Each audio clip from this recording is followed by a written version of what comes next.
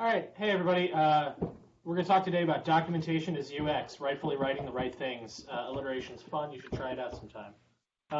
So before we can really do much, I have to find out how to get my cursor over here.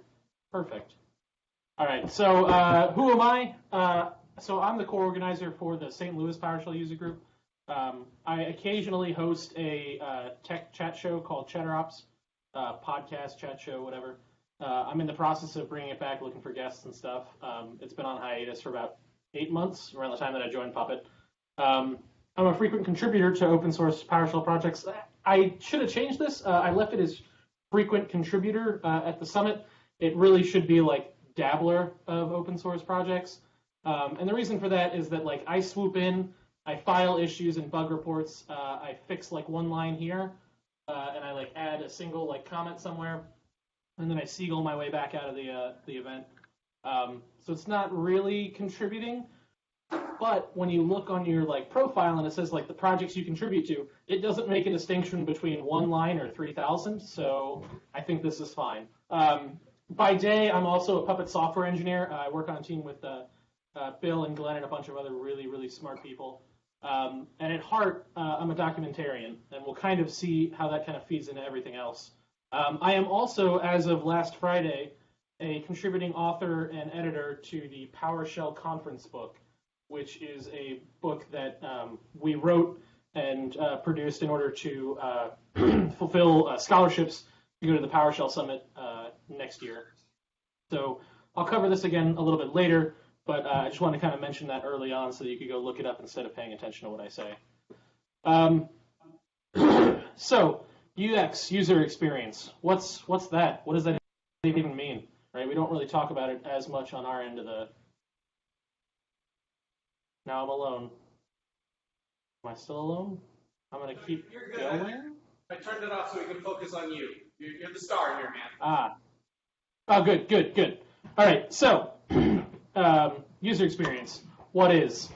So user experience is defined by very intelligent people as all aspects of the end user's interaction with the company, its services, and its products. You know they're smart because they wrote it all smart-like and it's italicized. That's how you tell. Do you need user experience for command line tools, though? Like, what is, like, I kind of get it if you have a website, but do you really need it for, like, PowerShell scripts and functions? Randall Hansen, who actually used to work at Puppet, defined the use of tools in the command line as something like submarine warfare. You're in an unfriendly environment. Any sort of breach in the system or error in your process could cause catastrophic damage. This is the part where it'd be helpful to have the camera back, because what I'd like to do is see how many of you have accidentally set fire to prod yourselves. And I'm guessing, if you're being honest, all of your hands are up right now. I can't see them, but I'm going to guess. Is that accurate? See? Everybody. One of you's lying. Liar. You've never broken prod? Never, ever. My job is to prevent that from happening. Question was, have you ever failed to prevent it from happening? Has somebody else ever blown up prod on your watch? Like burned it all down? No. Not even once? Well, we got to give it up. We found the unicorn. He's finally figured out. Maybe I. My job is to make sure it doesn't get past staging. Ooh. Yeah. You might be somebody that I need to have a talk with, because I don't know how you make that happen, because it's never been successful anywhere I've ever worked. We've consistently exploded prod, at least every so often. So another thing that UX is a really, really deep rabbit hole. I'm going to cover these at kind of like a high level. The thing to keep in mind with all this is that I'm not an expert in this area. These are like high-level overviews of how these things fit together. So one of the more important parts of user experience is navigation. Is your object structured in such a way? Is your tool built in such a way that like finding my way through it makes sense and is easy? Does it follow logically? Am I able to go from point A to point B like directly and cleanly? Or does trying to go from A to B take me on a complete side path where I get shot at? Lots of tools don't follow good navigation, and it's kind of painful. So another one would be structure. Is everything laid out in such a way as to make sense, to follow logically? Is everything built in this sort of manner where I can look at it and understand how it fits together and why it fits together that way? or is it kind of haphazard, organically grown, and not really designed intentionally, right? The next one is probably the most important on this list for us, for PowerShell users, the semantics of a tooling set or of a product. So semantics is, do the words mean something specific, and do they mean that thing consistently, and can I infer correctly when I see those words, when I see those concepts, can I infer correctly what they're going to mean and what they're going to do and how it's going to interact with me? So for those of us who write PowerShell, the best example of this is the approved verb list. I'm not sure if you're familiar, but the approved verb list, everything in PowerShell follows get, set, test, whatever. Like there's a bunch of those verbs. They all have very specific meanings that are recorded and shared. That's a piece of documentation Microsoft provides.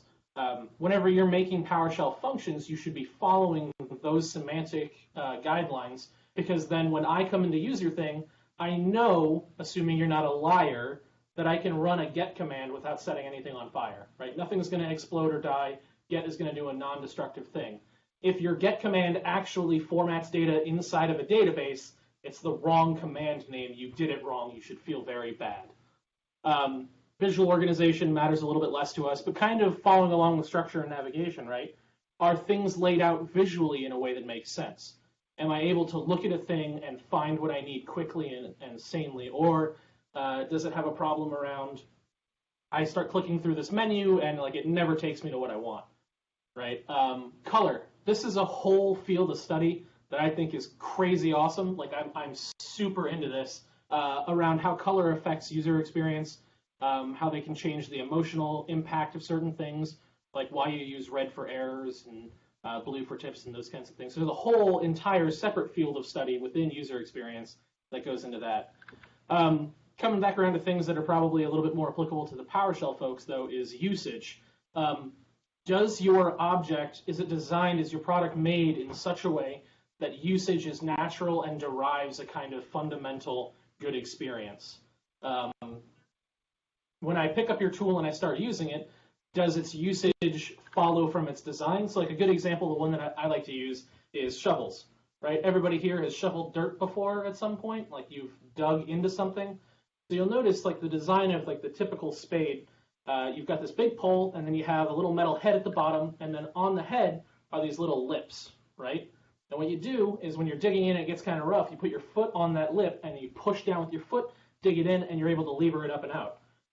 So that allows you to use the tool a little better, and no one tells you to do this, right? No one's like, you need to step on the lip to dig it in to be able to pull it out.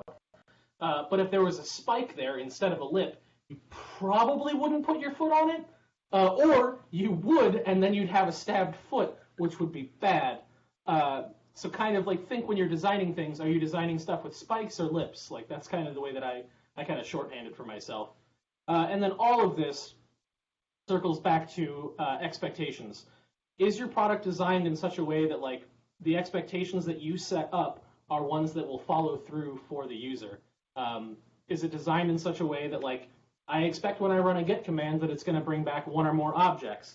If I do like get server health and it comes back with true, is that a good expectation? Like I probably wanted to know the information and not a true false, right? That sounds like it would be a different command.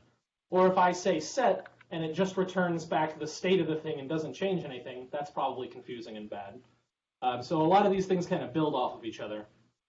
And one of the things we're going to kind of talk about or allude to a couple times today will be the naive user expectation. So if a user sits down in front of your product and they don't have any external information, nobody's talked to them or explained anything, what do they expect to happen when they begin to use the product, and how does that feel, and what does it look like? What we really want from this expectation is we want like the pit of success, the happy path. Are you familiar with the term pit of success? No? Yes? No? Okay, so the pit of success is, so if I'm walking along and I'm using your product, there's hills and valleys.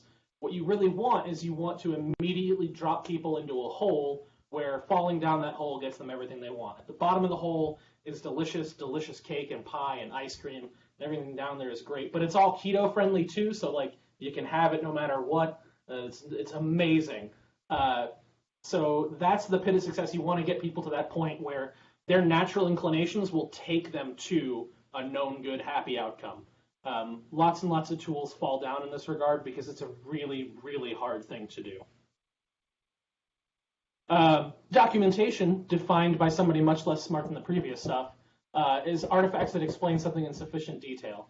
And the reason that I say sufficient detail is that mentioning something in passing is anti-documentation. So if you say, like, this thing is very important and you want to think about securing it and then kind of flutter off into the night, that's not documentation around your security stuff. That's just telling people they need to know about it, which they already know that security is important. They don't need the reminder, typically. So there are 3 types of documentation to write. The first is reference documentation. Second is narrative. And the third is concept. We're going to get pretty deep into all 3 of these and explain what they are and how they fit together and why they fit together a little bit further on. But so there's 3 types of documentation to write, and in your repos, commit them. So what do I mean by that? So hopefully most of us are working on scripts, or we're working on functions or modules or whatever, configuration documents, all that kind of stuff. And we're keeping those things in source control. And what that means is that we're writing it in plain text inside of a repository, right? And we want to do it so that we can get a differential on how the changes are between each change set. So every time somebody changes something about your configuration or your script or your function or whatever, you get to be able to see exactly what changed. And you want to see the history. And we're going to dive a little bit deeper into all of these. So this is Markdown. This is plain text. You want to write your documentation in plain text because then you can do the rest of this stuff.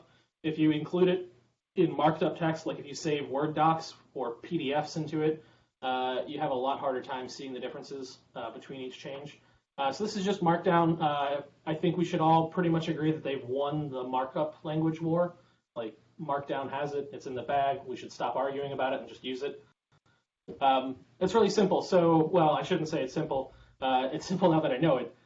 So this is some Markdown text. It's got markup. The first line, the sum that's wrapped in underlines there, will render as italicized or strongly emphasized. And the markup on the second line will render as bold or strongly emphasized. Markdown is a way for you to change from plain text into HTML. So it'll add semantics to your document depending on how you do your formatting. So you're going to put it in a repo, and you're going to put it in a repo with your code. I cannot stress this enough. This is like one of the most important things that I want you to take away today, is that your documents live as close as possible to the code or the configs or whatever that they relate to. Where did this go? Oh, is my picture gone? That's awesome. Good. That's a good experience. There's a picture there that basically shows, I can't see it. It's wonderful. Here, I'll do this instead. I'll pull up a live picture. You can see it.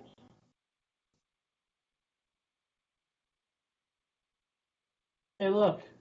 There's my docs folder, and it lives right by my source folder in the same repository for the project. And the reason for this, and you can also see, they're both last updated around the same time. So March 20th, 2018, March 19, 2018. They're updated pretty close together.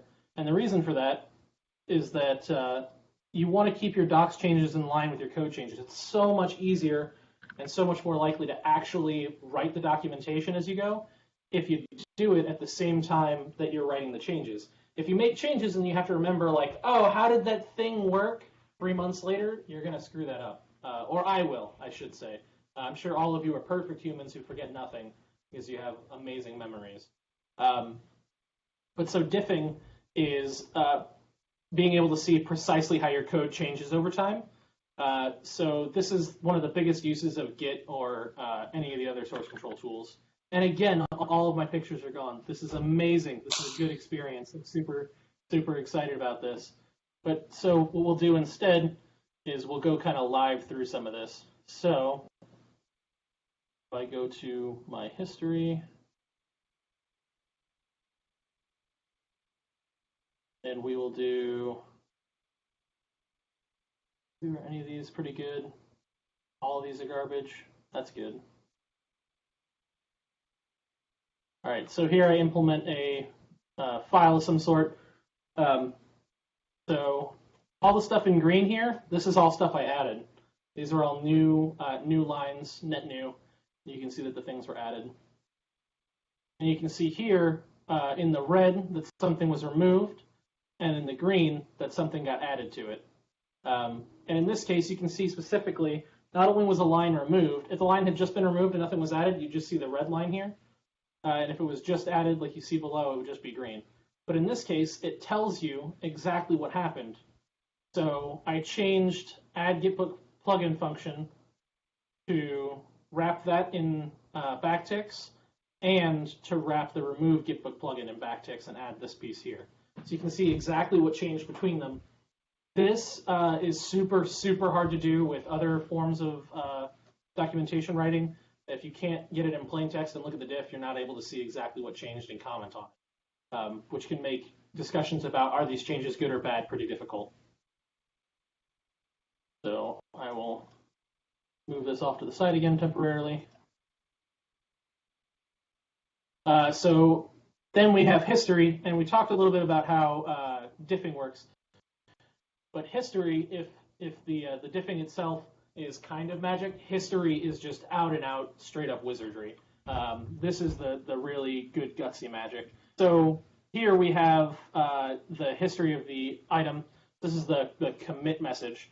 So it says number 15, implement remove gitbook plugin. So it tells me what I did and why. And you'll also see this if we go back to the history page. Right, so that was this one. You can see who did what. It says it was me. It says exactly when it happened. And then the other great thing is that it links, in this case, to the issue that generated the problem. So I filed a bug, or in this case, a feature enhancement, and then I had to go back and fix it. And you can see all the work that touched on it. So the history that you get included here allows you to see what's going on, when, and why.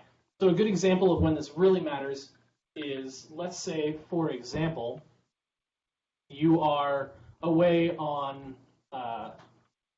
vacation. So you leave on vacation on, let's say, Wednesday afternoon, and they do a release on Thursday, but you weren't around. There was like a bug fix thing that had to get done, and now there's some changes. You come back in on Monday, you're like, oh, all right, time to run the deployment script. I have to build a server. You start running the deployment script.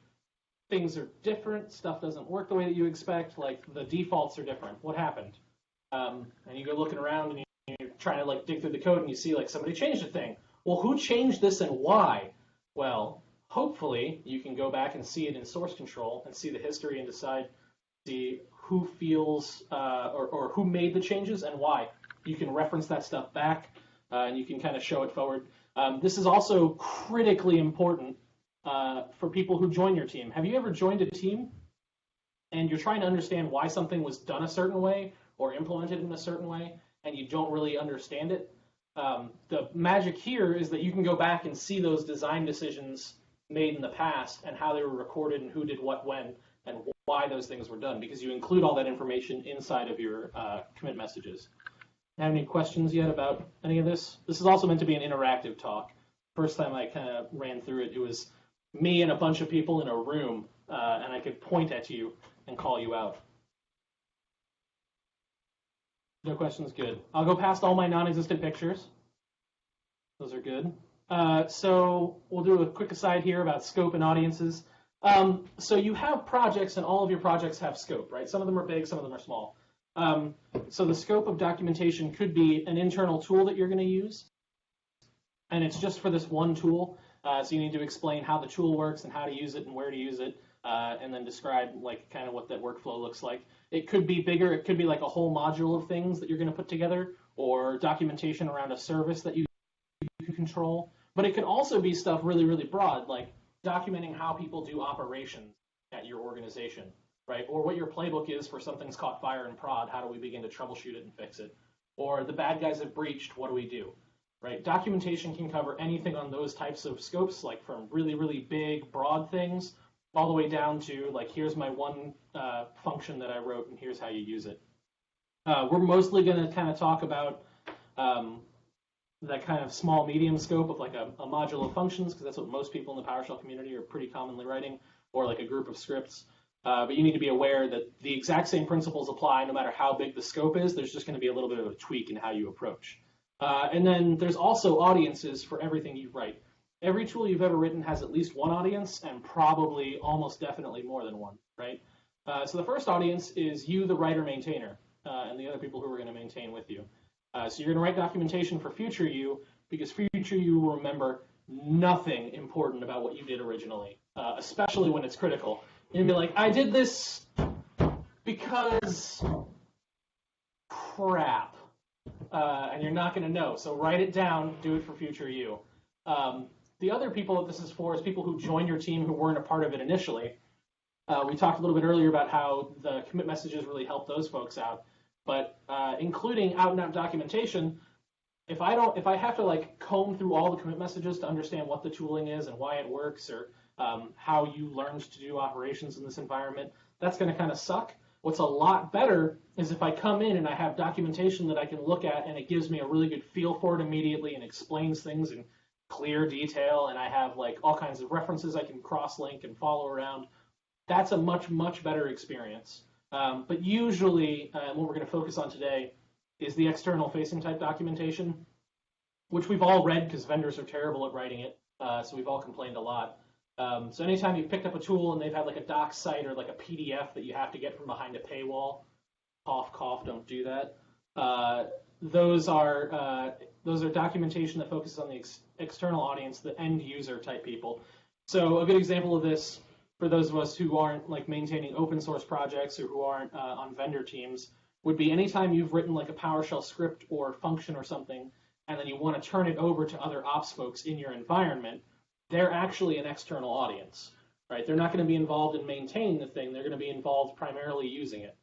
So in the past, I built tools for like our web teams to be able to kick off like fleet resets and all kinds of config changes. So in those cases, they're external even though they live inside my organization. So let's talk about reference documentation, yeah? So reference docs, they're going to explain technical details and usage of a product or project.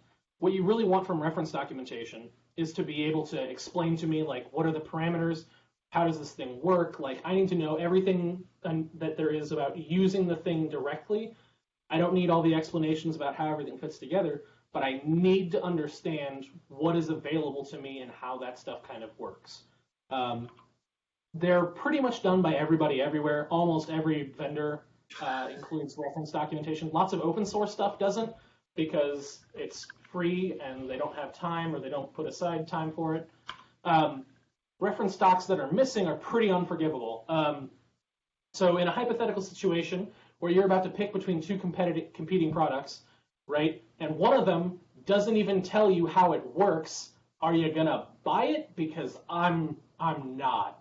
I'm going to try really hard to dissuade anybody from buying the thing where the company couldn't take some time to explain what their product does and how it works in an amount of detail that's going to matter in operations. I'm not comfortable shooting guns into my production environment for no good reason, so I just don't run things without checking the reference docs first. It's really, really important. But if you have reference documentation, it's not good enough, right? Reference docs is kind of that bare minimum, like, hooray, you told me how to use your tool. That's good, but I need to know more, right? And the more is covered in narrative and concept documentation. So in PowerShell, when we write reference docs, we all write comment-based help. All of you who've written PowerShell, and I'm specifically staring hard at Bill right now, write comment-based help for your scripts and functions, right? This isn't optional. Everybody raises their hand. Yes, I write comment-based help. But you can also write about topics. So in PowerShell, you can write these special little files, and those can also explain some of like how your stuff works under the covers. We have a really neat tool in the ecosystem called Platypus, which takes your reference documentation and then exports it to Markdown, which you can then feed to other things to make online available website documentation, or you can export as a PDF or whatever. Here's pictures. These are super useful. Hold one. I'm going to pull up.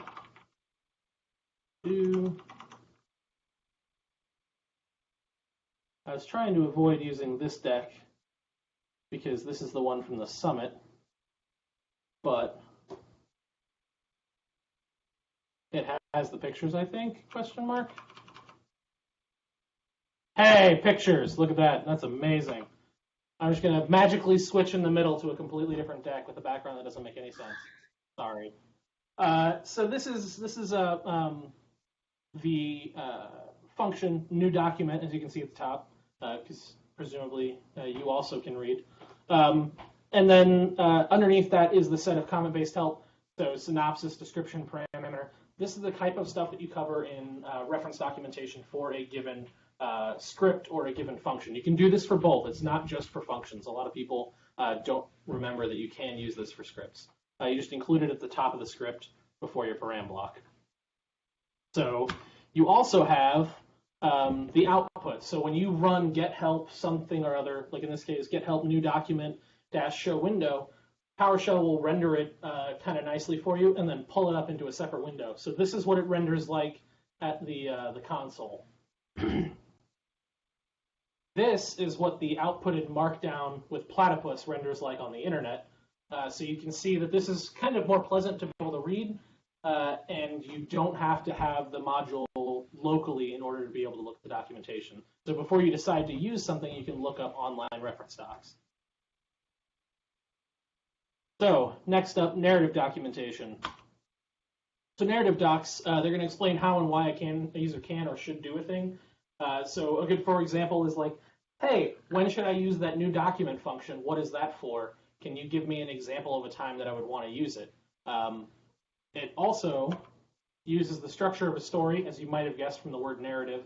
And the reason for this is that your human brain, presuming you're all humans, no robots or anything, your brain is wired in such a way that you're going to retain information so much better from stories than you ever will from anything of like technical documentation or like somebody imparting like paragraphs to you.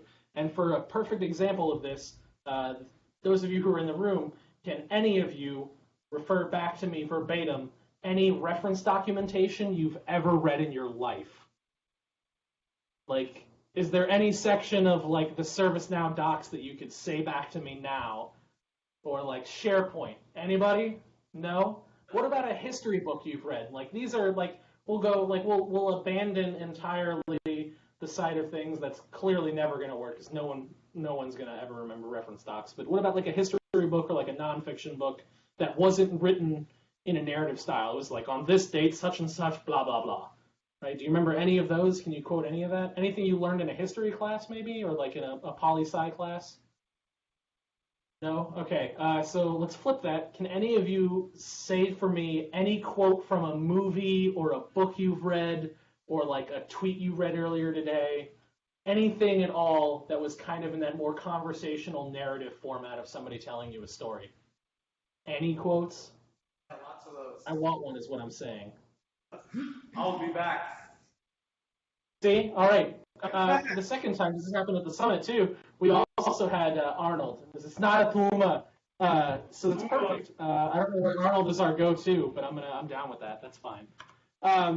So narrative documentation digs pits of success for you, right?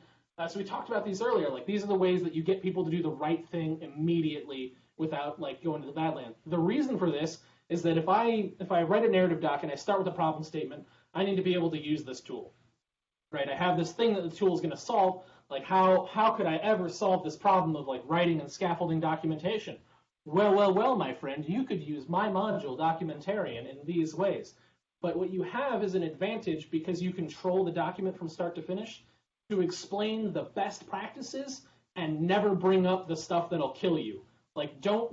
You can give people crossbows and you can talk about how to use them without ever once saying pointed at your foot.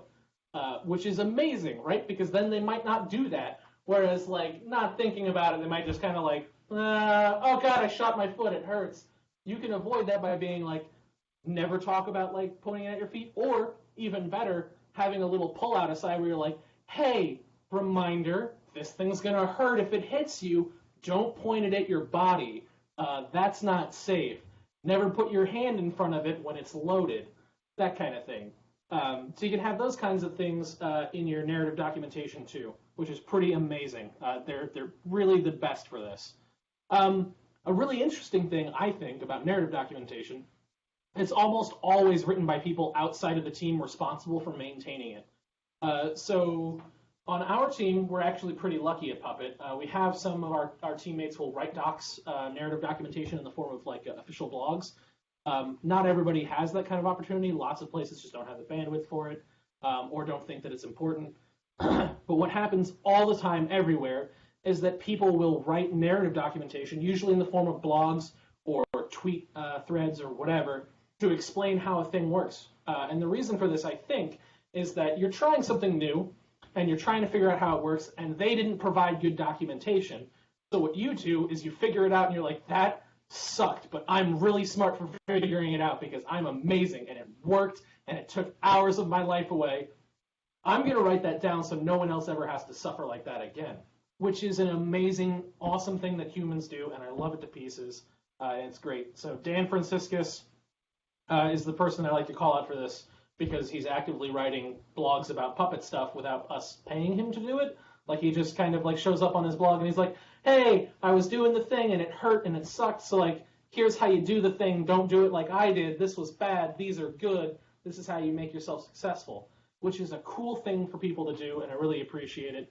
But that's how most of us learn most of the time anyway. Like, a lot of us don't go to the official docs to learn how something works. We look up blogs, right?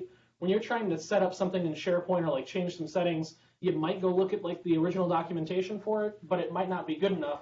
So then you'll like Google those terms, and then there'll be like a familiar face from the community, and they'll be like, how I solved this problem in SharePoint in under 30 minutes. Oh, okay. Click, and you'll go through that. Narrative docs are super, super common, but they're not commonly written by the organization.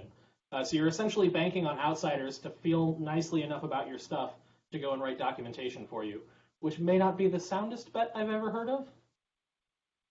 They're also the most effective, right? Like, you're gonna learn and retain it. It's gonna be the thing that you're gonna take home with you forever. So here's an example of narrative doc. So this is again written in Markdown, and it explains kind of how everything fits together. Like how you would scaffold a new module. This is from my project's actual documentation.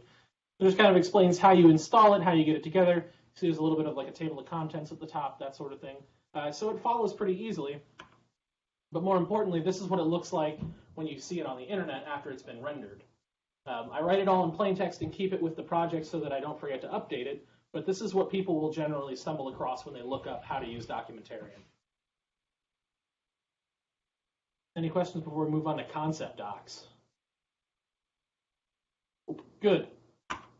So concept docs, they're the type of documentation that answers a very specific question. Every concept doc should be focused on answering a specific question instead of like giant lists of questions. Although frequently asked questions also count. I mean, those basically might as well be concept docs. They're the least common type. Pretty much nobody writes these. Very few vendors write them well, if they write them at all. For the most part, they just get skipped out on. When you have to make a cut for time for like what documentation is most important, you're always going to get your reference docs out, and you'll probably get like a getting started narrative doc out, and then after that, you're just kind of whistling into the wind, hoping. But they're really mandatory if you want actually good user experience. Like, you really, really need to have them. The reason for this is that concept docs answer all of the questions that people are going to have about using your tooling, and they're going to ask these questions over and over again. And if you can head off those questions with the answers, you've done yourself and your users an awesome service, because they don't have to feel like I'm too stupid to use the thing. They feel like, oh, okay, here's how you do it, right? You immediately make them able to like go back and do the thing instead of floundering around trying to understand how it fits together. So let's talk about a couple of the questions that you might answer in a concept doc. So why did you choose this specific design? Have any of you ever worked on a team where somebody's joined your group or somebody who's using it has been like, hey, why did you guys do X, right? Why do this? Like, why do you have these domains? Or why do you have cred SSP enabled? Or like, why are you like deploying things this way? Anybody ever asked you that kind of question? The implication is I don't understand and therefore it's dumb. which isn't what they mean. They just they legitimately don't understand what happened. Have you guys ever had somebody ask you that? Because I used to get that all the time. I still do, and I actually ask this question all the time myself. It's like, hey, why do we do X? So if somebody asks you this question, it doesn't necessarily mean that you need a concept doc, but if you get asked this question 2 or 3 or 12 times, it's a really strong indicator that people don't understand why you did a thing or it's not obvious, and you need to explain it. So this also goes for if you build a new system, this is kind of more broad than PowerShell stuff, right? But if you build a new system and it has a distributed key value store and you chose to build things in that sort of way instead of just having one central database, you might have people asking you why did you feel you needed to do this? And this is a chance for you to be like, well, resiliency mattered and we were okay with eventual consistency, and talk about the things that went into the decision. Because I guess I can't know for sure, but I guess strongly none of you have ever made decisions about what goes into prod just kind of haphazardly, I don't care, let's just do something, right? When you build out systems or you build products, you do it intentionally to solve specific problems, because by and large, people who are trying to solve local problems care to solve them, right? So how does this internal component work and why did you use it? This comes up all the time too. Hey, I see that you're using that thing instead of this thing that's my favorite. Why did you use that? It's a similar sort of question that I think we usually have to try to answer. A good example of it actually is hey, why did you write this thing in Ruby instead of in Rust? And the answer is probably, I don't know Rust, and neither did the rest of the team, so we wrote the thing in the language we knew. I don't think we wanted to take time to write a mission-critical app in a language we don't know. So that's something that comes up all the time. When should you use or not use a particular feature? I can't stress enough how important this one is as a concept doc. Not every feature set is amazing for every use case, right? So a good example of this, in my personal opinion, lots of people use SharePoint for documentation, and they shouldn't. It's totally okay to use SharePoint to collaborate on all kinds of other stuff, but SharePoint collaboration for sticking Word docs or PDFs in there, it's not the worst thing in the world. It's better than not having docs, right? We can agree to that. But you don't get the same ability to go back and diff all the changes, and you don't get to see who changed what exactly when. The version control stuff's a little bit weaker. There's a lot of stuff that you miss out on in that case. But it's also available. It has some other use cases. Maybe it's not the sort of thing where you're going to be able to convince marketing to write everything in Markdown and commit it all to repositories. Maybe you won't be successful with that, so just use SharePoint. I personally will go train marketing on this because it matters to me, and it kills me a little bit inside every time I have to go to SharePoint to get a doc out. But that aside, not everything's a nail, right? And if you've got a hammer of a product, you don't want to advise it as a way for people to use it like a screwdriver. It's probably not going to work out well for you or them, because they're going to complain, they're going to throw a fit, and they're not going to be successful, and they're going to talk trash about you on Twitter, and then no one will download your product, and everybody will hate you. So what do I do when I'm implementing this project in my environment? So this one I think ops folks are particularly sensitive to. How many times have you ever started to put something in place and you're going through their getting started guide and they're like, okay, so here's how it works. What you're going to do is you're going to disable certificate checking on this, and you're going to work through this thing, and here's how it works, but it's unsecured. Don't do this in production. Remember, when you're moving it into production, you want to secure it and make it really safe. And then that's where the guide ends, and they never tell you what making it safe in production looks like. You have to yourself go spelunking and be like, what ports does it need open? How do these things work? How do I make sure that it's going through the correct tunneling? Have any of you had that sort of experience at least once? Yeah, I see some nods. It's so constant, right? Because the thing is, when we're writing documentation, we typically only have time to do that first really well-known use case. Get you up and running so you can test it. Because if you can't do that, you're certainly not going to put it in your environment secured. But we do need to follow up with these concept docs, how do I securely put this thing in my environment? How's it supposed to fit together?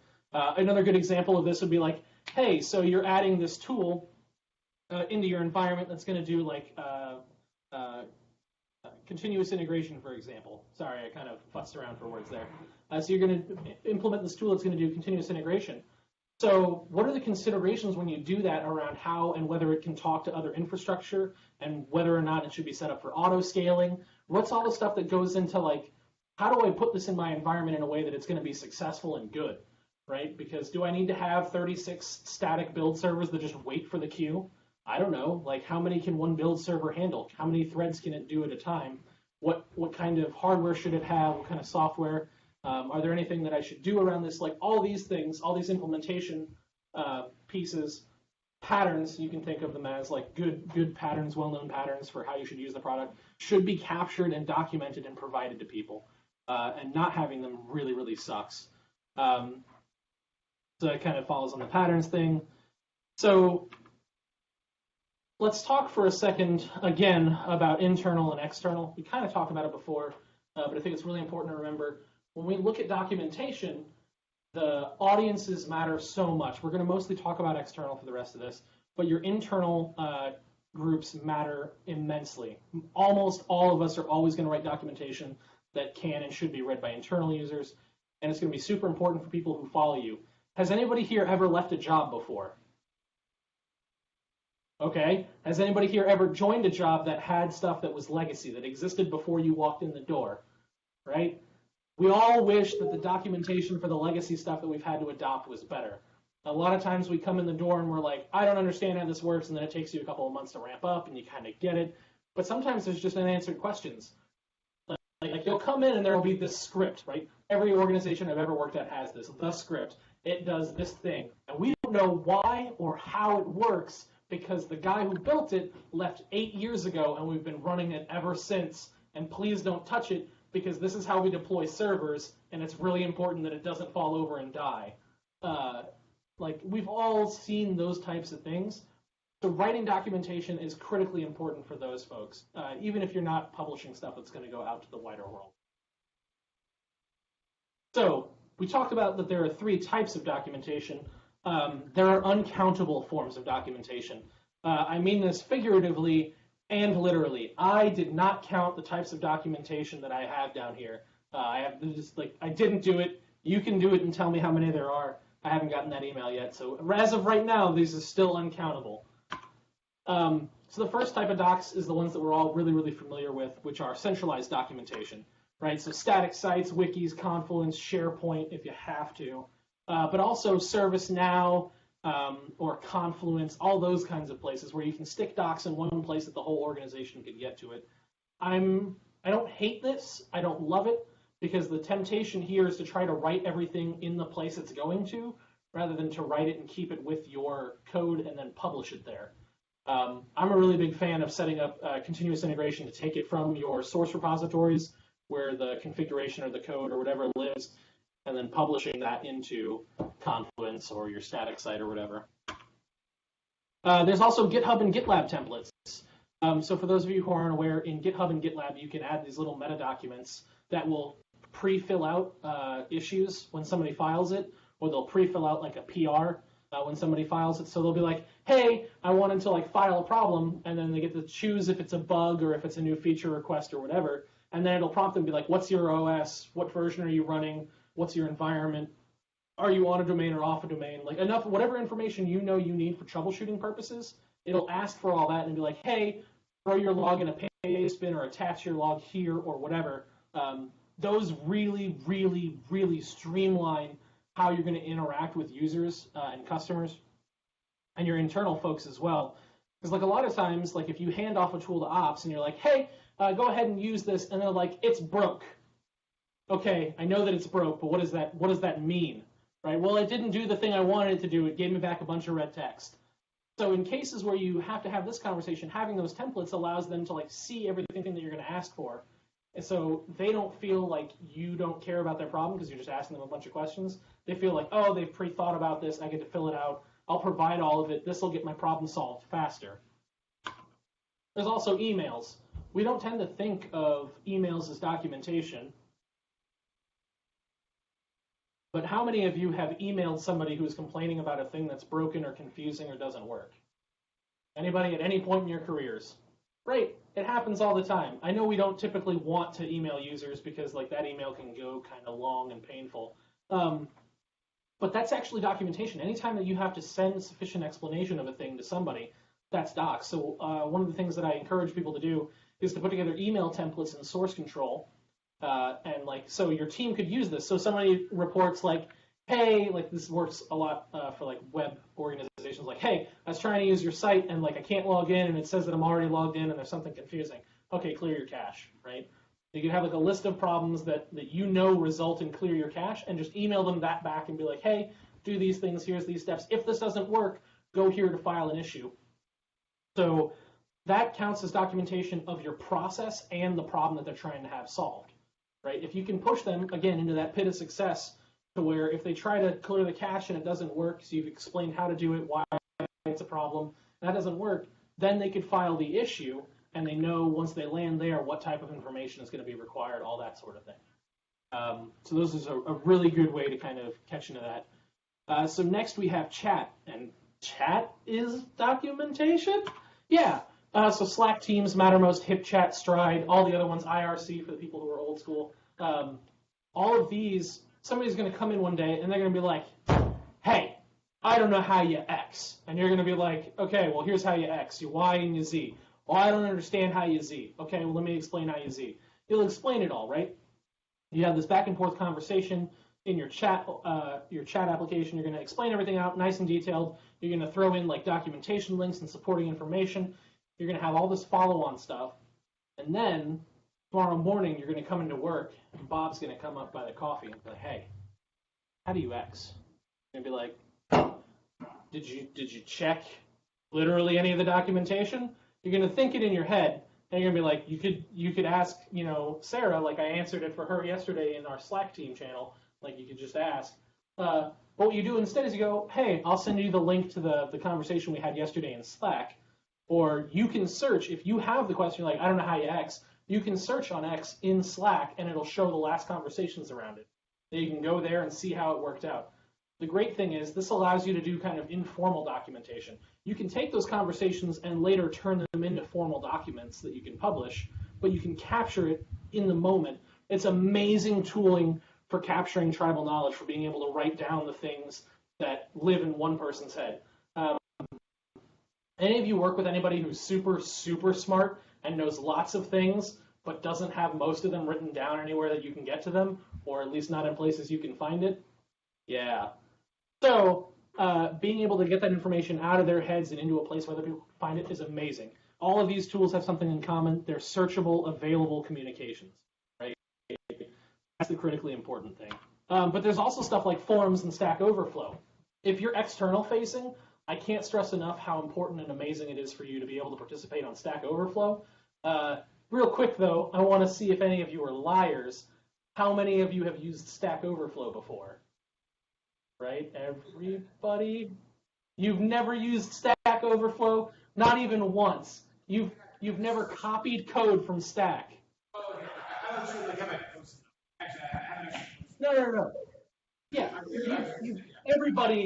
everybody's copied code from Stack, published it or pasted it directly into a console in prod, and then run it to see what would happen, right? Like, we've all done it. It's a thing we've done. It's not good. You shouldn't do it. I'm here to advise you not to paste code from the internet into anything. That's bad. But we do it all the time. Same thing for forums, though. These are also great because they're searchable, available. Usually, as long as they're not entirely internal, you can search them on Google. Stack Overflow is particularly great because Stack Overflow's SEO is just killer. It is amazing. So you can write informal documentation via Stack Overflow answering questions, and people can find it really fast on Google, and you don't have to ever write it again because it's there forever and ever, and it's going to be available. So that's kind of like a magic cheat code that I encourage people to use. But there's also blogs. We talked about this earlier, narrative docs. Almost all narrative documentation comes from blogs. We're not done yet. I know there's more. Meta documents. So these are documents that live with a project that kind of describe or help out with the project. So a couple of those, the commit logs we talked about earlier, that shows you what changed, when, and why, and how. It gives you all that amazing information about like who's making changes and why those changes happened and why they're important. Issue comments. So issue comments and ticket data are going to go kind of hand in hand. If you work out of GitHub or GitLab, then you have access to these little lightweight things called issues. So people will file those, and it'll be a bug or an enhancement or a question or whatever. And then you can relate those issues to the code changes in those commit logs. So like we saw earlier, I had that commit log that had the number 15 on it, and I was able to like link back and forth between them. So one of the great things that does is it says, like, when I make a change in my project, when I've done this thing and I've explained what it is, you can also follow that back to the issue that spawned it. So when somebody filed that bug report, it's related to the code change, and you can follow those things back and forth between each other. The same thing works for like ticket data in Jira or in ServiceNow or whatever. You don't get as much magic linking as you do with issue comments, but you can go and see the back and forth. So if somebody says, I want to add a new feature to your thing, or I think you should add a new feature, and you say, I don't think so, here's the reasons why, and they're like, no, here's my use case and why this is critical. You can see everything that went into why we decided to add the feature, and then you can also see where it got added in the code base and how those things put together, all that kind of stuff. Licenses are super important. If you ever want people outside of your team to use your product or your project, you need to give it a license. For those of you who are publishing anything publicly, scripts, whatever, modules, anything, you need to include a license with it. And the reason for this is that legal departments are horrified of the idea of using something that might have liability. If you don't include a license, I can't use it, period. Anywhere that takes money and has any sort of like legal team attached anywhere won't let you use the thing, right? Because the liability is enormous, and nobody wants that. Nobody wants to put their IP at risk. So add a license. It's really pretty straightforward. If you're using GitHub or GitLab, they have templates that they can do for you. There's a bunch of websites that'll do templating out for you. I prefer the MIT license as far as open source licenses go, because it's really kind of short, straight, to the point. It covers really, really permissive kind of things. Like, you can use it for anything. I don't care. It doesn't even matter. Just like, make sure that you have paid attention to the stuff. It's about as permissive as you can possibly get. So that's the one that I tend to recommend folks use. Change logs, we didn't go into super big detail about, but if the commit logs and issue comments are for your team, for your internal audience, for the maintainers of a project or a product, the change log is for everybody else. It's for all those external users. Because show of hands for people who think that a random user off the internet or somebody else in the organization is ever going to read your project's change logs to figure out what happened and how your product has changed in the last week. Nobody? Nobody thinks they'll do it?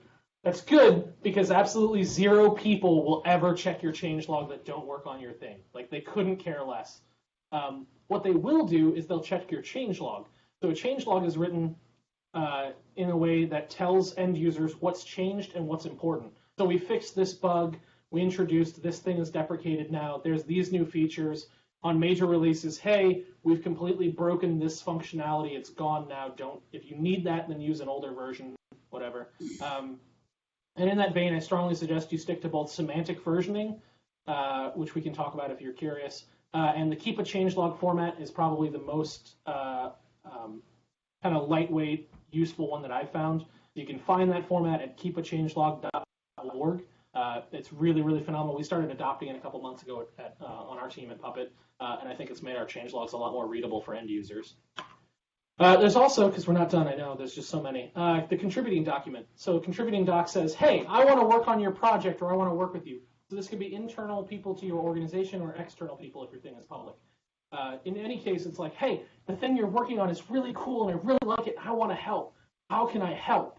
The contributing doc says, okay, you're going to need these tools. We expect you to do these things. These are our expectations, right? If you're going to add any net new code, add tests. If you're going to add any new features or change things, you need to make sure that you go ahead and you add documentation for that. If you're going to change how something works or fix a bug or whatever, you need to add a changelog entry, etc. Right? Like all of the information about how I can be successful working on your project, collaborating with you, right? Because the problem is like when somebody's like, I want to work with you on the thing, and you're like, yeah, totally, go ahead. And then they do it, and you're like, no, you did that wrong, do this. And you didn't have that documented anywhere. They're like, okay, fine. They change it. Like, actually, your commit message is terrible, rewrite it. And they're like, so what? Well, you got to write it like I write them, which is prior to this commit X, and then after this commit Y, and you have to have it set out this way, and it can't be any longer than 80 characters because that's the limit I've decided on to figure it out. And they're like, how could I have known any of these details, right? So contributing docs allay those problems pretty much immediately. So there's also documentation that lives in your code, right? So documentation in code can be things like tests. Tests are amazing documentation, really incredible. So tests tell me what's dangerous, right? If you tested it, that tells me that it could have the potential to go sideways, and you thought about it enough to write a test for it. So that's really critical because it tells me like where the spikes and the jagged pieces, where are the problem areas in the code that I need to be watching out for. But it also tells me what's the expected behavior, right? I can look at the test and it says when I run it under these conditions, the output should look like this, or it should do these things. That tells me what it's trying to do, and that can help me understand those things a little bit better. Typically, again, tests are only going to be looked at by your internal audience, not your external audience, but that's really critical for them. It's also just good practice. You should write tests. Code comments. How many of you have ever looked inside of a script or something similar and seen a comment to the effect of like, hey, don't delete this next code block. I don't know how it works, but it does, and if you remove it, everything breaks. Like, it's a thing you have to leave alone. Right, we've all seen it or written it. In my case, I've written several of those. Like, I don't remember how I made this work, but it works now, don't touch it. Leaving those things also tells me kind of where we're at and how things fit together and why they are the way they are. A particularly good code comment to leave, anytime you include regex that's longer than 2 characters, so like all of your regex, tell me in a code comment above what it was designed to capture, because 6 months in the future me will not have any idea how this was supposed to work. Like if you're doing a date capture, tell me you're doing a date capture. If you're trying to capture this particular pattern of like how we used to name servers for this one prod web team, then tell me that, because what if they change it? I won't know what any of this is anymore. I don't understand how it works. Regex is not a thing I personally can keep in my head forever. But there's also inline docs, which we talked about a little bit earlier. Those are like get help in PowerShell. So the reference documentation you can find there. Ruby has these little description blocks that are by your functions or your methods and your classes. You get these across pretty much every language. C# has them. Everybody has them. So you want to include those because then I can see those pretty quickly, right? I don't need to go out to an external tool to be able to get that information. So there's more types of docs, right? There's more forms. There's so many forms, you guys. There's so many. So there's non-written docs. So audio documentation. What's that like? So there's podcasts and voiceovers. A really good example of this that I'd like to highlight is that people who are seeing impaired. How many of you have ever listened, like while you're driving, to have Siri or Cortana or something explain something that came in over text?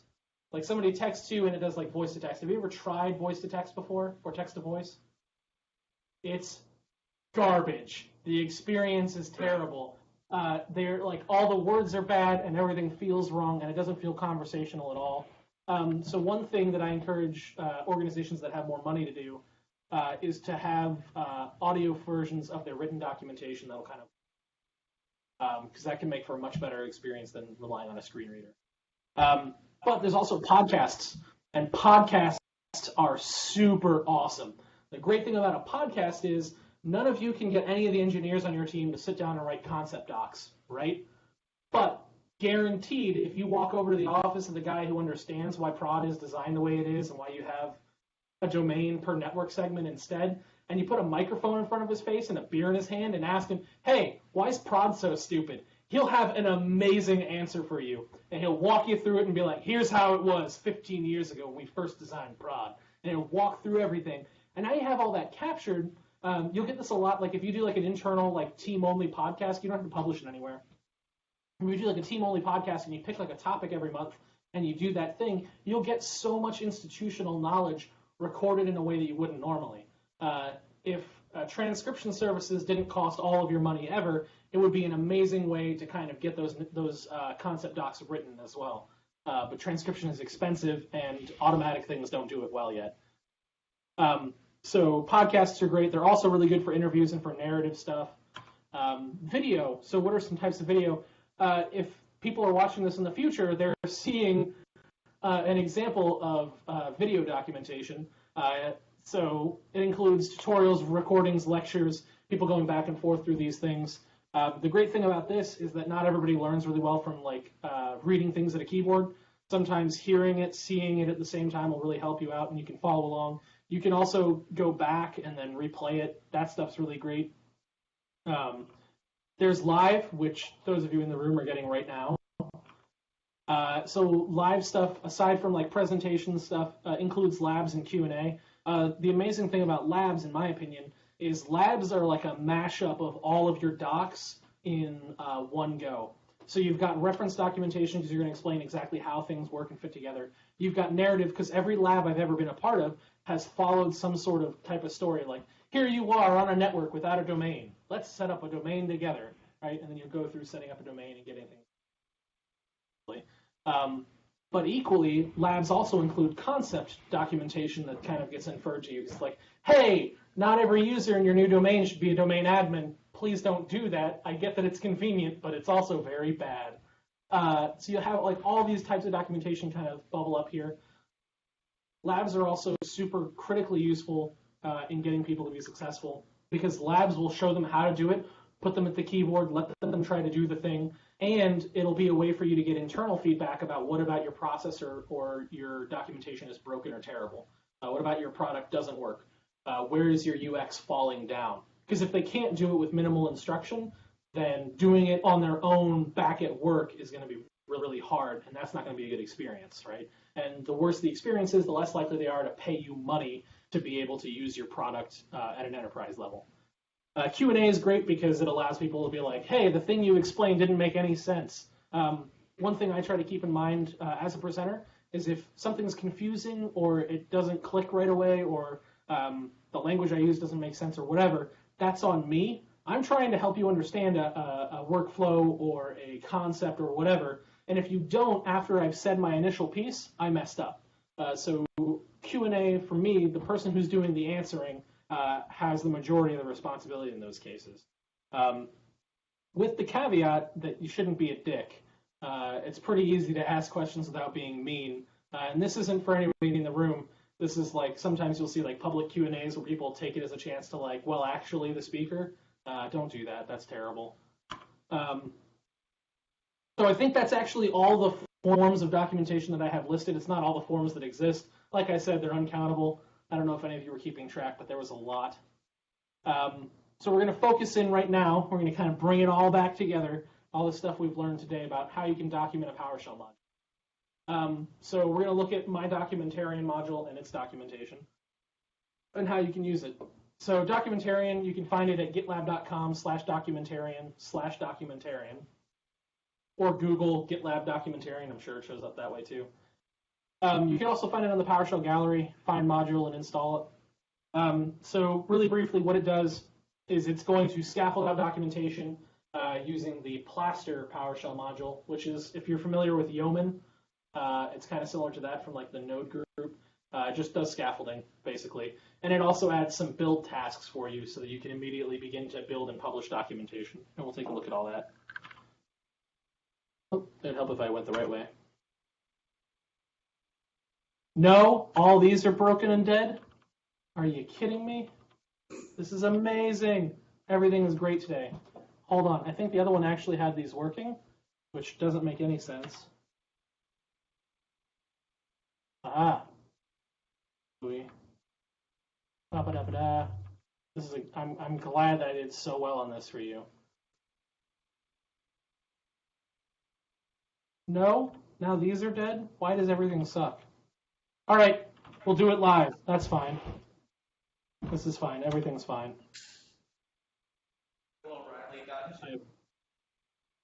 I apologize for absolutely none of this. You're just going to have to see me type now, which is going to be so much fun.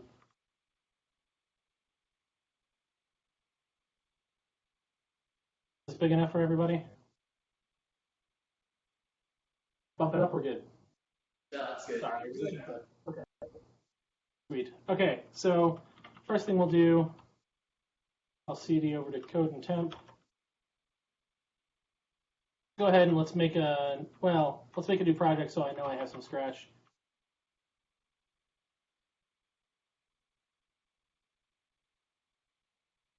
And then we're gonna go ahead and import my module. I'm going to do it verbose as well so you can see something real quick. Normally no one cares, but the important thing here is that my module comes with a variable called getBook plaster template. Most PowerShell modules don't expose variables. It's not really common. The only reason that I do this is that there's a limitation with the plaster command where it cannot look up an actual template to use. You have to search on the templates and then filter through, and it's pretty awful experience. So if I do get plaster template, we can now see that I have a couple of them, and we're going to use the new PowerShell manifest module one. So we're going to do select where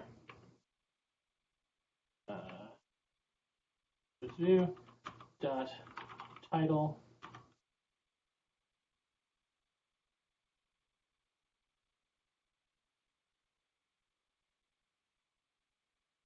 we get the right one. Okay, sweet, we got the right one. Now we're just gonna select, and we only want the template path. Right, we got the whole thing. Sweet. That was all really confusing and terrible, right?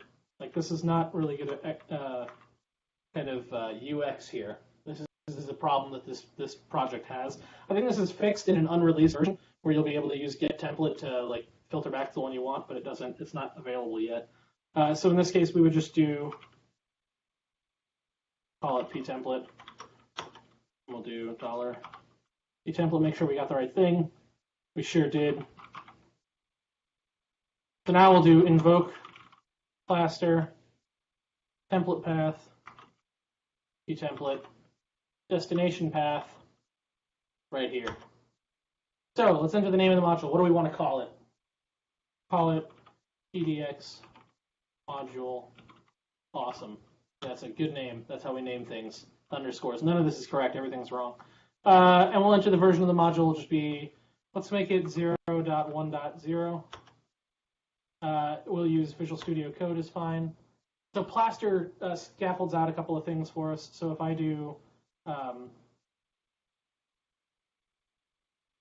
child item, you can see that there's now a .vs code folder, a test folder, PDX module awesome PSD1, and a PSM1.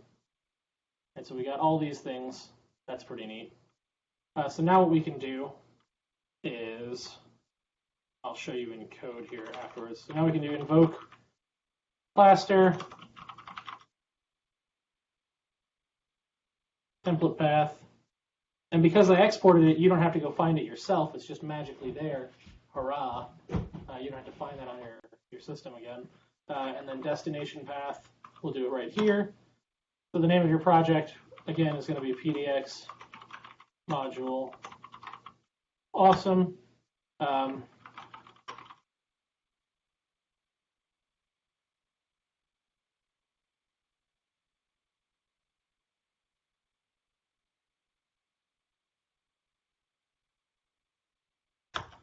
And the primary author, and then the company or the group that has the rights.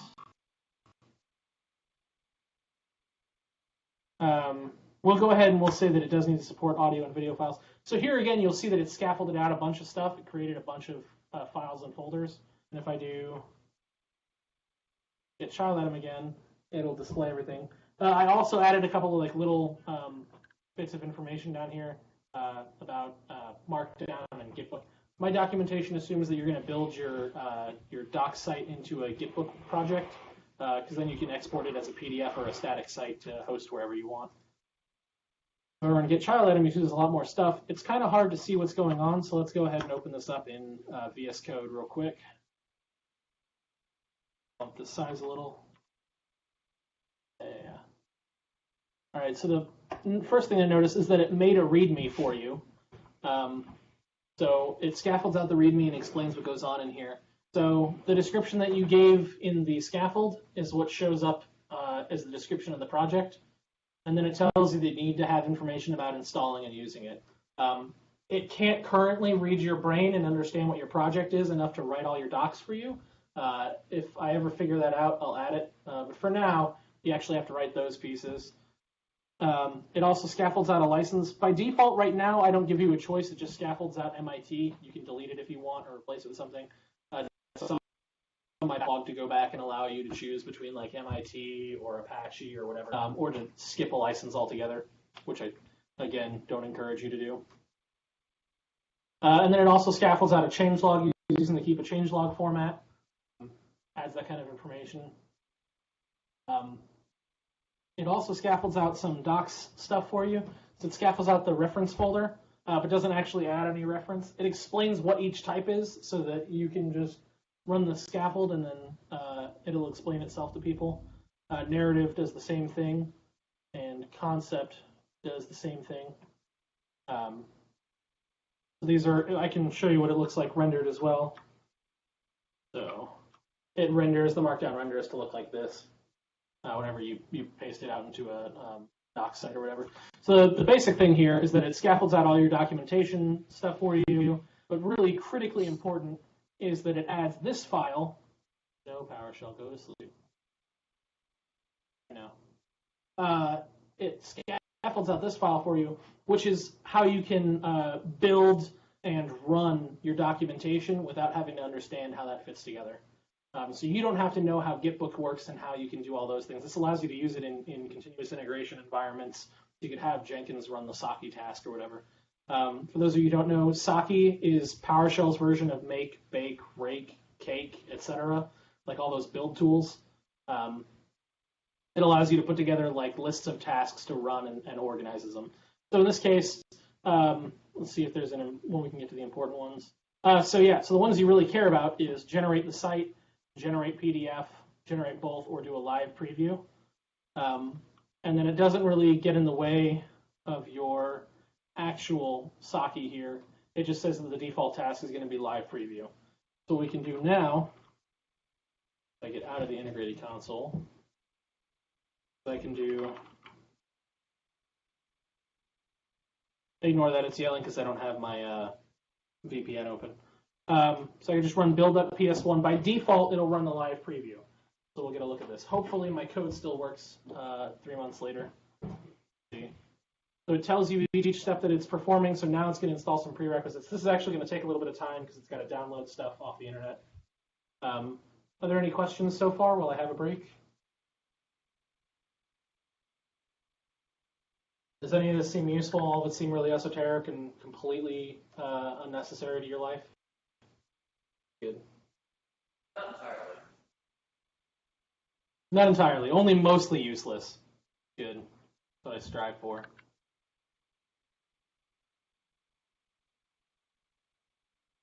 Okay, so then it went and it built a live preview. So this is great. So let's go back real quick so you can know that I'm not a liar. We wrote this all out live. PDX module awesome. It's an awesome project, right? We got that description. Now when I follow this link, here, where are you? Google? Oh God. Yeah. Why doesn't it show? Why does everything hate me? Okay, there we go. It was too low to be seen. Okay. Now we can see that it scaffolded it out. It put that correct stuff there. Gave us the install and the use. The concept, narrative, reference, changelog, and license. So it scaffolds all that out for you and then allows you to preview. So as you're writing documentation, you can see what this will look like whenever you publish it. The other thing that you can do, we bring code back up real quick. And I cancel. And then we do build.ps1 task list. And what we actually want to do is generate PDF. Hopefully I spelled generate correctly.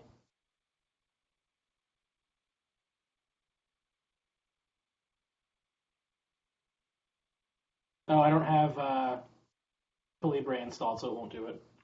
I don't know how long that would take, so we'll skip. Anyway, so what I would have done was if I'd had Calibre installed, which is necessary for building PDFs, it would have built out the PDF so you could see locally the thing you're going to have. The workflow that I had at a previous job is that we had to put all of our documentation in ServiceNow. Everything had to be in ServiceNow.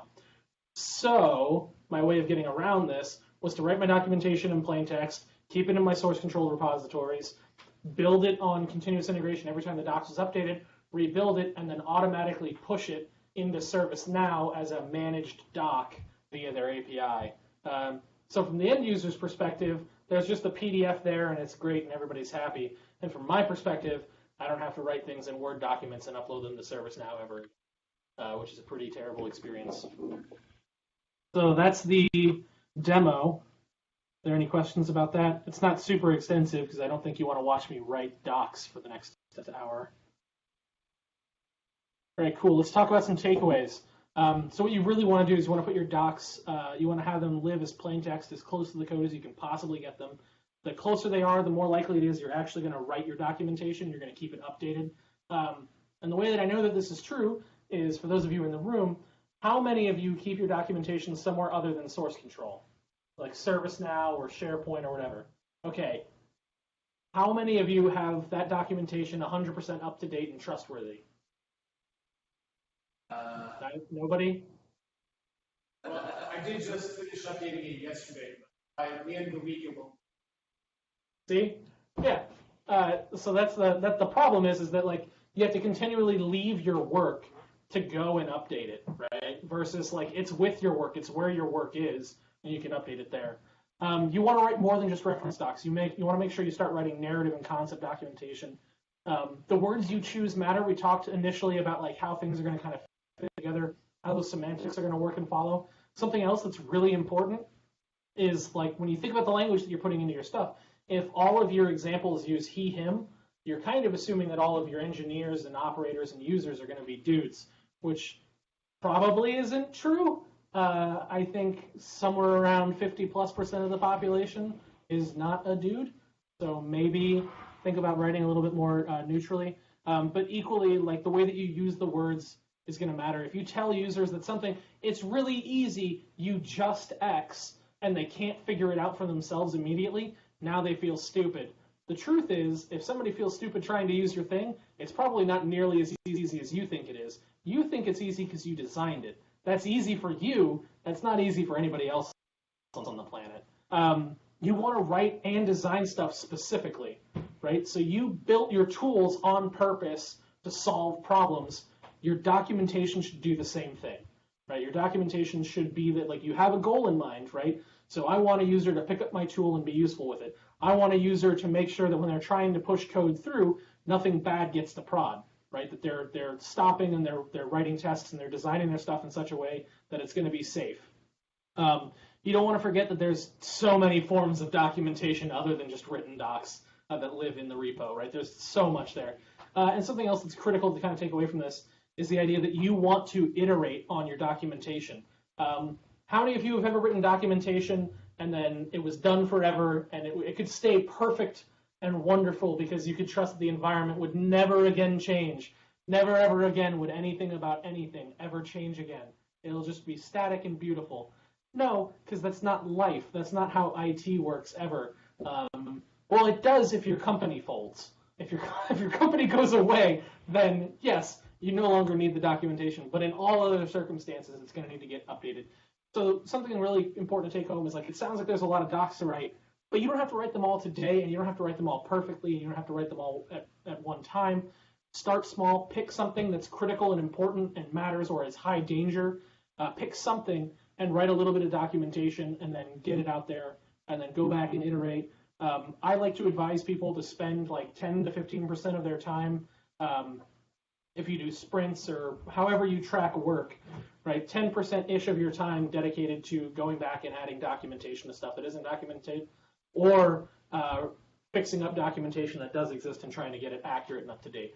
I'd like to tell people to do more, but I know realistically they're not. Like, the chances that you're going to get 25% dedication to documentation is not going to happen as an engineering team, which to my mind tells me that we need more actual documentarians, more technical writers, and organizations don't put enough of an emphasis on those.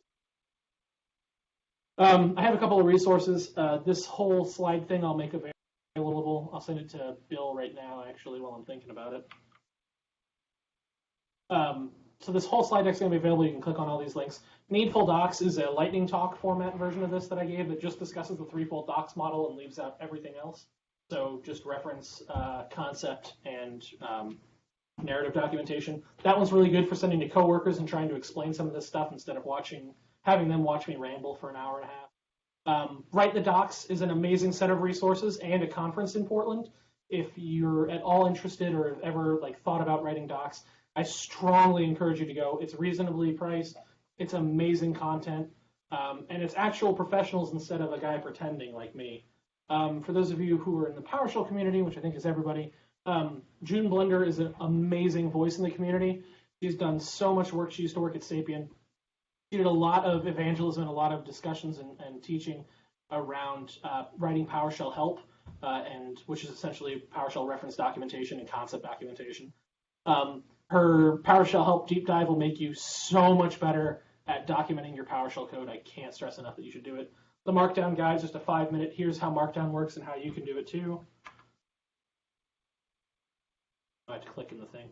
And then there's more resources. Tracy Osborne wrote a Medium post, 5 tips for improving your technical writing. These are general tips, super useful to kind of get you over the hump for I don't really know how to establish my voice for technical writing and that sort of thing. There's an article on gender neutral technical writing. It can be really hard to change how we talk about stuff. I have a really bad habit in the past when I'm talking about different components that fit together. I'll be like, well, this guy talks to that guy, and these things they'll hash it out and make the service work, which is dumb because databases and web servers aren't people, they're objects, and they don't have genders, and it can be kind of problematic to do that. So there's more resources. Steve wrote a post on writing good documentation on HackerNoon. This is a really good post about what makes good documentation and how do you differentiate it. Jacob Kaplan-Moss is relatively famous in the documentarian circles for his work and his discussions on writing documentation. I think, if I remember right, he's one of the founding members of the Write the Docs group. Kind of got that thing kicked off. Super useful. Strongly recommend reading through these. This is the part where you get to applaud and or heckle me. I don't see any clapping. So, okay, there we go. That's better. It's also okay to heckle me. It's 100% okay to heckle at all times. I encourage heckling. You can find me on Twitter at BarbarianKB. I'm on LinkedIn, GitHub, GitLab, almost all the rest of the internet, Reddit, whatever, as at Michael T. Lombardi. Break my stuff. If you can shatter it, I'll be really happy. File issues, call me out. I will warn you that the louder you yell and the more you complain, the more likely it is I'll close your issues as won't fix. But you can still file them, and it'll be fine. So I don't have anything else. I'm here for Q&A, and if you have any general questions around documentation or workflow or any of those kinds of things, or how you get other people to write docs, I'm glad to answer. Before we start Q&A, I think it's worth noting those links that you see in the slide deck are highlighted as links, and they will be clickable if, note the URL right there, this is a Git pitch deck. You can replicate that URL, go to the Git pitch, do it yourself, and you can click on those links in your web page if you're doing that as a Git pitch. I'll also add it as a comment to the Meetup page. Okay. So those are highlighted links, but don't worry, we will put some of those in the comments on the YouTube page, and you can if you. Yep. I have one last plug before Q&A, actually. Again, I am a contributing author and editor to the LeanPub PowerShell conference book. Well, it's on LeanPub, it's not theirs, which is this. We're on the front page of LeanPub right now. All of the royalties, 100% of the royalties, go to the scholarship for the on-ramp program at the PowerShell Summit in order to get underrepresented folks the chance to attend a conference they may not be able to afford, and they may not be able to get work to pay for. And it's targeting people who are coming into the career field, people who are making the change towards more ops kind of stuff. The idea is to spin people up and get them to the point where they can kind of supercharge their early IT career and get to the point where they're able to network and be a little bit more successful and kind of learn those best practices for the move towards how do we DevOps? Instead of showing up and slogging through 10 years trying to figure everything out, maybe they can just learn some of it up front. So that's kind of what this is about, and I promise that's my last pitch. We are continuing to publish new chapters every couple of days. there's going to be about 30, I think there's 30 or 32 authors total, and we're looking at just under about 1,000 pages of content. So each of these is a deep dive equivalent to the one that I gave you today in this this conversation. Okay, so really you're talking about the next best thing to going to the conference. So with that said, do we have any questions? Okay. So thanks very much, Mike, for the presentation. Before we close out the recording, I do want to say thanks to our software for providing the venue and providing the refreshments. And for Sapient Software, who's been great to us over the years, been providing a lot of stuff to the community and we'll go ahead and stop the recording. Thanks a lot for viewing, everybody. Bye.